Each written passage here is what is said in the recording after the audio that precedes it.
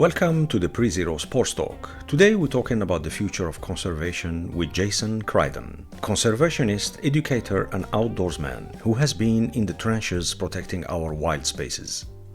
Conservation really, as we know it today, really started in the late 1800s with the rise of industry, the rise of lumber mills, clear cutting, basically taking out every animal that you possibly could, and seeing these naturalists like Theodore Roosevelt and John Muir, two totally different ways to go about it, but both of them seeing the need to try to conserve the wildlife that we have and trying to conserve the landscape that we have.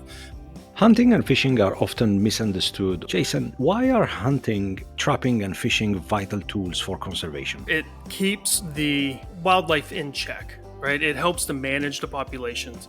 A lot of people like to think that nature takes care of itself, and it does. If you get an overpopulation, there is an overpopulation of white-tailed deer, especially the eastern United States. If you just let them go, and don't hunt them, then yeah, nature's going to take its course, and the too many deer that are there are going to die. But it's going to be a long, slow, painful death for them, most of the time of starvation or disease. And the people that see that, they don't want to see that, right? So hunters are then able to take some off of the landscape. It's much quicker. And me personally, the probably biggest reason why I hunt is because I utilize the meat. I love eating the meat and I love the cooking process. So then animal doesn't really go to waste. I was able to feed myself, my family, my friends, even people that I'll never meet whenever I donate the meat to some programs that we have here in Pennsylvania. Cities are growing and the pressure on our natural spaces come with that. You've seen this firsthand. How does expanding urban areas, including sports facilities, threaten wildlife and natural habitats?